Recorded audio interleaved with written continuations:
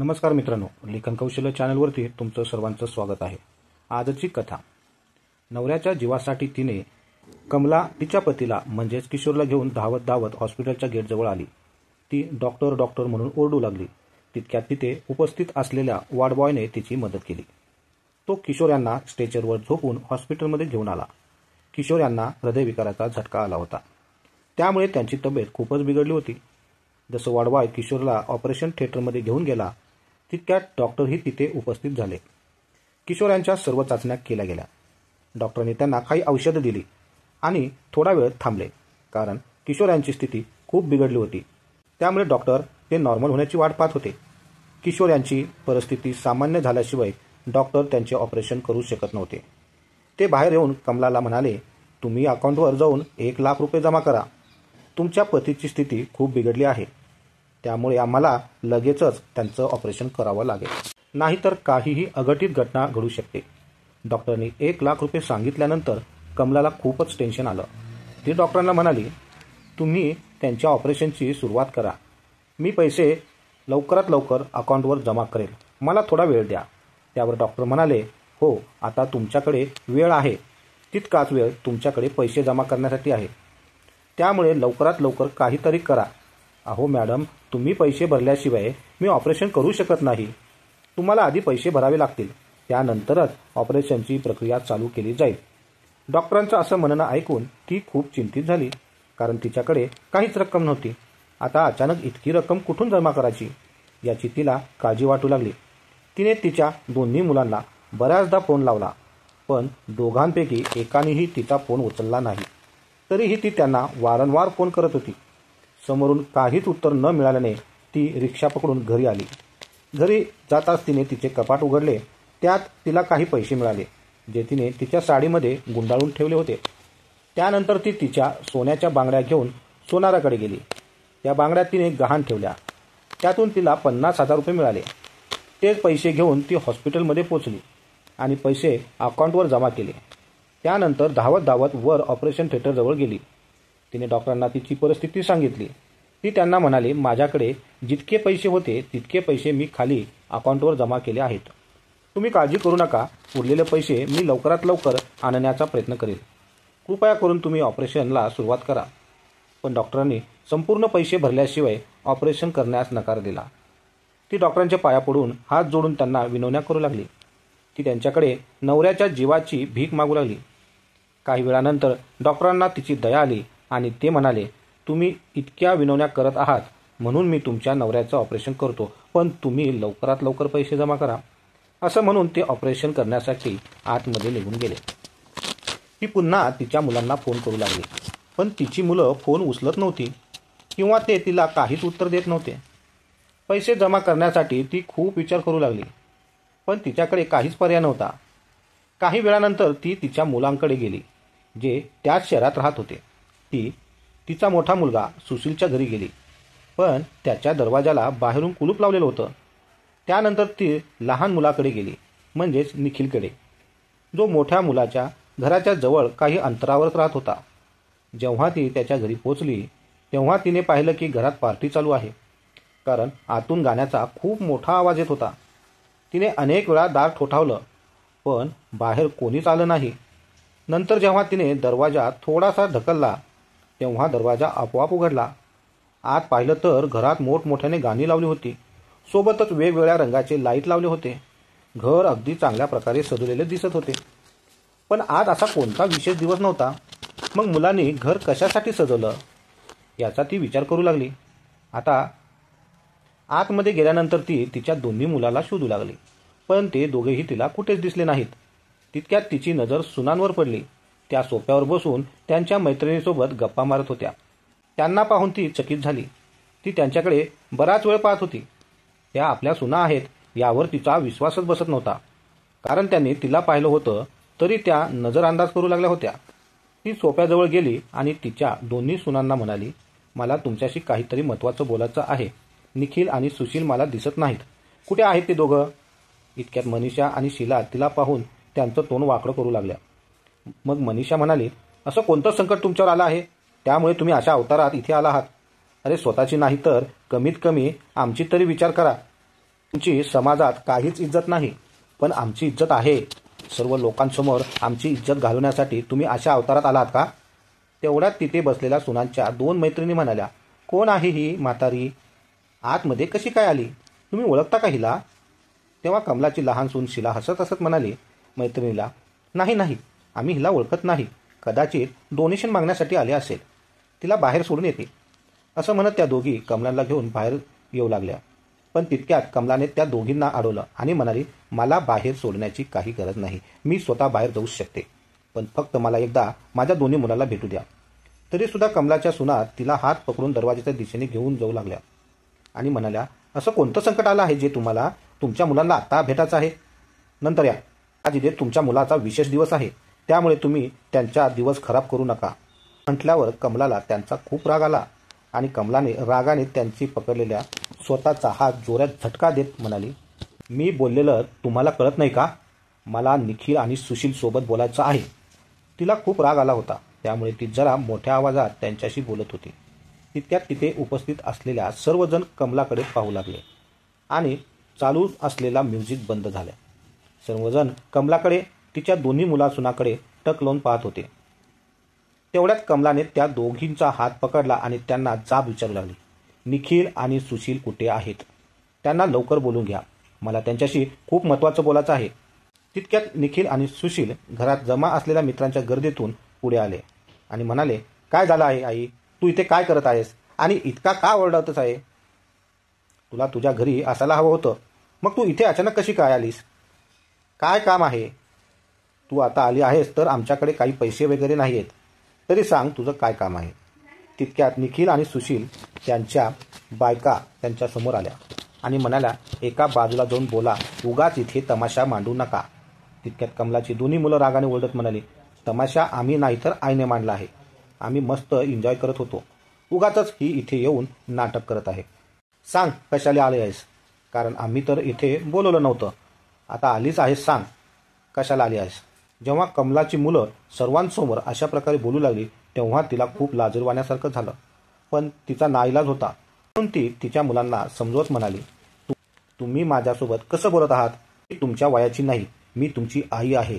याचं तरी भान ठेवून थोडंसं इज्जत देऊन बोलत जा. अरे मानो, तुमच्या वडिलांची तब्येत खूप बिघडलेली आहे आणि ते हॉस्पिटलमध्ये ॲडमिट आहेत. डॉक्टरने सांगितलं आहे की त्यांचं लवकरात लवकर ऑपरेशन करावे लागेल, नाहीतर काहीही होऊ शकतं. पण कमलाच्या बोलण्याचा मुलांवर आणि सुनांवर काहीच फरक पडला नाही. मुलं म्हणाले, ठीक आहे, पण आम्ही यात काय करू शकतो? ते निष्काळजीपणाने म्हणू लागले, जरा बाबा आजारी आहेत तर त्यांचा इलाज डॉक्टर करू शकतील. आम्ही डॉक्टर नाहीये, मग आम्ही काय करू? तेव्हा कमला त्यांना म्हणाली, अरे मला डॉक्टरांनी सांगितलं आहे की तुमच्या बाबांच्या इलाजासाठी 1,00,000 रुपये लागणार आहेत. तुम्हाला चांगलंच माहीत आहे की आमच्या जीवनातली जी काही कमाई होती ती आम्ही सर्व तुम्हाला देऊन टाकली आहे. आता आमच्याकडे काहीच रक्कम शिल्लक नाही. त्यामुळे तुम्हीच काहीतरी करा आणि तुमच्या बाबाचे प्राण वाचवा. तेव्हा दोन्ही मुलं म्हणू लागली, आम्ही यात काही मदत करू शकत नाही. 1,00,000 रुपये ही छोटी रक्कम नाहीये जी तू सांगितलीस आणि आम्ही लगेच दिली. जरा 5-10 हजाराची गोष्ट असली तर आम्ही नक्की देऊ शकलो असतो. पण तू 1,00,000 रुपये असं मागत आहे जसं काय 1,000-2,000 रुपयाची गोष्ट आहे. तू इथे येऊन पैसे मागण्याआधी एक विचार करायला हवा होतास. कमाल करतेस आई, आम्ही तुझी कशी काय मदत करू शकतो? मुलांचे असे बोलणे ऐकून कमला आश्चर्यचकित झाली आणि म्हणाली, अरे मुलांनो, तुम्ही अशा गोष्टी कशा काय करू शकता? मला तुमच्याशिवाय दुसरा कोणाचाच आधार नाही. आम्ही आमच्या आयुष्याची संपूर्ण कमाई तुमच्यासाठी खर्च केली होती. त्यामुळे आता संकटाच्या वेळी तुम्हीच आमची मदत करणार नाही तर कोण करणार? पण मुलांनी स्पष्टपणे सांगितले की अगं आई, तुम्ही जे काही आमच्यासाठी केलं ते तुमचं कर्तव्य होतं, जे काही एक आई वडील त्यांच्या मुलासाठी करतातच. तुम्ही असं कोणतं काम आमच्यासाठी स्पेशल केलं आहे का? आणि आम्हाला एक गोष्ट कळत नाही, थोडंफार वर्ग शिकवले म्हणजे तुम्हाला आमच्यावर उपकार केल्यासारखं वाटतं. जसं कोणतं VIP आयुष्य आम्हाला दिलं आहेस. कोणतं VIP आयुष्य तुम्ही आम्हाला दिलं आहे? तुम्ही ना कधी आम्हाला मोठ्या शाळेत शिकवलं, ना कधी आमचे स्वप्न पूर्ण केलेस. आता असं बोलते आहेस जसं कसं काही मोठे उपकार आमच्यावर केले आहेस. कृपा करून आई तू इथून निघून जा. आम्ही इथे पार्टी करत आहोत. अजून तमाशा करू नकोस. तुला जे म्हणायचे होते ते तू आम्हाला सांगितलेस. आता इथून निघ. असं म्हणत कमलाच्या मुलांनी तिला धक्का देऊन घराबाहेर काढलं आणि तिच्या तोंडावर जोरात दरवाजा लावून घेतला. आता मध्ये जाऊन त्यांनी परत घरात म्युझिक चालू केला. बिचारी कमला मदतीसाठी वारंवार त्यांच्या दरवाजात ठोकावू लागली, पण कोणी दरवाजा उघडला नाही. आता तिच्याकडे दुसरा कोणताच पर्याय दिसत नव्हता, पण काहीही करून तिला तिच्या नवऱ्याचे प्राण वाचवायचे होते.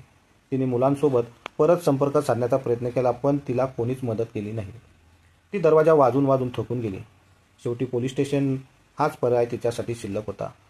ती रडत रडत पोलीस स्टेशनला गेली आणि नवरा हॉस्पिटलमध्ये असल्याची ती चिंता वेगळीच होती, कारण नवऱ्याच्या इलाजासाठी लागणारे आणखी 50,000 रुपये तिच्याकडे नव्हते. तिच्या डोळ्यातून अश्रुधारा वाहत होत्या. तिचे असं रूप पाहून पोलीस तिला विचारू लागले, आई, तुम्हाला काय झालं आहे? तुम्हाला कसली चिंता आहे? तुम्ही इतक्या का रडत आहात? तुम्हाला कोणी काही म्हटलं का? त्याने तिला बसण्यासाठी एक खुर्ची दिली आणि कमला त्या खुर्चीवर बसली. पोलिसांनी तिला पिण्यासाठी पाणी दिले आणि एक महिला कॉन्स्टेबलने तिला शांत केले. ती शांत झाल्यावर त्यांनी तिला विचारलं, काय झालं आहे? तुम्ही इतक्या काळजीत का दिसत आहात? का इतक्या रडत का आहात? खरं खरं सांगा, नक्की काय झालं आहे? असे अनेक प्रश्न तिच्याला उपस्थित झालेले. पोलीस कमलाला विचारू लागले. तेव्हा तिच्या सोबत घडलेली सर्व घटना पोलिसांना सांगू लागली. ती त्यांना म्हणाली, मला 2 मुलं आहेत, सुशील आणि निखिल. मी आणि माझा नवरा जेव्हा शहरात राहण्यासाठी आलो तेव्हा आम्ही एका छोट्या घरात राहू लागलो. त्यात फक्त 2 खोल्या आणि छोटंसं बाथरूम होतं. त्यात आम्ही आमचं आयुष्य जगत होतो. जेव्हा मुलं थोडीशी मोठी झाली तेव्हा ते आम्हाला मोठं घर घेण्यास सांगू लागले. पण माझा नवरा किशोर यांनी मुलांना सांगितलं की मी तुमच्या शिक्षणासाठी बराच पैसा उधारीवर घेतला आहे, त्यामुळे आपण आधी आपलं कर्ज फेडू, त्यानंतर नवीन घर घेण्याचा विचार करू. खरं तर माझ्या दोन्ही मुलांना इंजिनियर करण्याची होते, पण त्यांचे बाबा एक साधारण मजदुराचे काम करायचे, त्यामुळे त्यांच्याकडे इतकी रक्कम नव्हती की ते मुलांना चांगलं शिक्षण देऊ शकते. पण तरीही त्यांनी काही ठिकाणाहून कर्ज घेतले आणि गावातील थोडीशी जमीन विकून मुलांचे शिक्षण पूर्ण केले. तरीही पैसे कमी पडत होते, म्हणून त्यांनी त्यांच्या कर्जाची रक्कम खूप वाढली. पण मुलं मात्र त्यांचे शिक्षण पूर्ण झाल्यानंतर स्वतःबद्दल विचार करू लागले. नोकरीला लागल्यानंतर जेव्हा पगार येण्यास सुरुवात झाली तेव्हा त्यातील काही पैसे अगोदर ते आम्हाला द्यायचे, पण नंतर ते आम्हाला काहीच न देता स्वतःच पैसे जमा करू लागले आणि वर्षभरानंतर दोन्ही मुलांनी त्यांचे रंग दाखवण्यास सुरुवात केली. आता 1.5 वर्षापूर्वी आम्ही दोन्ही मुलांची लग्न केली. 6 महिन्यापूर्वी दोन्ही मुलं आणि सुना आमच्यापासून वेगळे झाले. खरं तर लग्नाच्या 6 महिन्यानंतर त्यांना लगेचच वेगळे राहायचे होते, पण मी माझं कुटुंब एकत्र राहावे म्हणून सर्वांना धरून घेतलं होतं. पण मुलांनी निर्णय घेतला होता की त्यांना वेगळं राहायचं आहे, त्यामुळे मी काहीच बोलू शकले नव्हते. दोन्ही सुना वारंवार छोट्या मोठ्या गोष्टींवर माझ्याशी भांडण करू लागल्या. त्यामुळे शेजारचे लोक आमच्या दररोजच्या भांडणामुळे कंटाळून गेले. त्यामुळे मला आणि किशोरला ती लोक नको नको गोष्टी ऐकू लागले. आता हे भांडण दररोजचं झालं होतं. असं एकही दिवस उजाडला नव्हता की ज्या दिवशी भांडण होत नसायचं. त्यामुळे शेवटी मी मुलांना सांगितलं की तुम्हाला जे हवं आहे ते तुम्ही करू शकता, कारण माझी मुलं आणि सुना आमच्यापासून वेगळं राहायचा विचार आधीपासून करत होते. त्यामुळे ते दोघे भांडण्याचे कारण देऊन हे घर सोडून गेले. आता मी आणि किशोर एकटे पडले आहोत. जेव्हा ते घर सोडून गेले तेव्हा आम्ही त्यांच्याकडे एकटक पाहत राहिलो. ते परत कधीच एकदाही आम्हाला बघण्यासाठी किंवा भेटण्यासाठी आले नाहीत. फक्त एकदाच त्यांनी आम्हाला त्यांच्या गृहप्रवेशाच्या वेळी बोलवलं होतं. पण त्यांना पाहून स्पष्टपणे जाणवत होतं की दोन्ही मुलांनी त्यांच्या भविष्यासाठी आधीपासून विचार केला होता. त्यामुळे दोन्ही मुलांनी आम्हाला एकही रुपया न देता स्वतः पैसे जमा करून नवीन घरे घेतली होती आणि हे सर्व पाहून आम्हाला त्यांची सर्व सत्यता समजली होती की भांडण करण्याचे त्यांनी फक्त कारण दिलं होतं. पण खरं तर त्यांना भांडण नसून त्यांना आमच्यापासून दूर व्हायचं होतं. या सर्व गोष्टीचं नियोजन त्यांनी खूप आधीपासून ठरवून घेतलं होतं. आता मुलांचा आणि सुनांचा खरा रंग आमच्यासमोर आला होता. त्यामुळे किशोर यांनी गावी असलेली थोडीफार जमीन विकून टाकली आणि सर्व कर्ज फेडून टाकलं. मुलांचा आणि सुनांचा खरा रंग आमच्यासमोर आला होता. त्यामुळे किशोरांनी वर्तणूक पाहून आम्हाला खूप दुःख झालं. किशोरांनी ही गोष्ट खूपच मनावर घेतली. त्यामुळे अशा गोष्टीचं टेन्शन घेऊन त्यांची तब्येत बिघडू लागली. ते विचार करू लागले, आमची मुलं खूप मतलबी होती, पण सुनासुद्धा तशाच निघाल्या. त्यामुळे आता आम्ही आमची काळजी घेणार कोण? जेव्हा स्वतःचीच मुलं अशी वागू लागली तर सुनांपासून कशाची अपेक्षा करू शकत नव्हतो. 2 दिवसापूर्वीच किशोर यांची थोडीशी छाती दुखू लागली, पण त्यांनी त्याच्याकडे दुर्लक्ष केलं आणि रात्री त्यांना हार्ट अटॅक आला. म्हणून घाईघाईने मी त्यांना हॉस्पिटलमध्ये ॲडमिट केलं. जेव्हा कमला तिच्या मुलाकडे पैसे मागण्यासाठी गेली तेव्हा तिची मुलं आणि सुना तिच्यासोबत जे काही वागल्या ते सर्व तिने पोलिसांना सांगितले. कमलाचे म्हणणे ऐकून पोलिसांना खूप वाईट वाटले, पण ते म्हणाले, आम्ही यामध्ये काहीच करू शकत नाही. तुमची मुलं तुमच्यासोबत चुकीचं वागली, पण तुमच्याकडे वेळ असताना तुम्ही स्वतःला सांभाळू शकला नाहीत आणि तसं स्वतःचा काही विचारही केला नाहीत. तुमच्या मुलांनी आता घर घेतले आहेत, पण तेही त्यांच्या नावावर आहेत. त्यामुळे आम्ही काहीच करू शकत नाही. आता तुम्हीच सांगा, आम्ही तुमची कशी मदत करू? कमला त्यांना म्हणाली, जेव्हा दोन्ही मुलांचे लग्न झाल्यानंतर माझ्याकडे सुना घरी आल्या तेव्हा माझ्याकडे पूर्वजांनी दिलेले दागिने होते. त्यातील काही दागिने मी माझ्या सुनांना दिले आणि त्यांना सांगितलं की हे दागिने तुम्ही सांभाळून ठेवा. बाकी उरलेले दागिने मी माझ्याकडे ठेवले होते. पण काही दिवसापासून ते दागिने मला मिळत नाहीत आणि मला माझ्या मुलांवर शंका आहे की ते दागिने नक्कीच त्यांच्याकडे असतील, असे कमलाने पोलिसांना सांगितले. कृपया करून तुम्ही काही करून माझी मदत करा. मी तुमचे हातपाय पडते. तेव्हा पोलिसांनी तिची समस्या ऐकली आणि माणुसकी दाखवून तिला मदत करण्याचा निश्चय केला. ते तिला सोबत घेऊन मुलाच्या घरी आले. त्यांनी कमलाला आधीच समजावून सांगितलं ठेवलं होतं की तिथे पोचल्यावर काय बोलायचे आहे. काही वेळात कमला मुलांच्या घरी पोचली. तिथे अजून पार्टी चालू होती. पोलिसांना पाहून घरात उपस्थित असलेले सर्वजण घाबरून गेले आणि शांत झाले.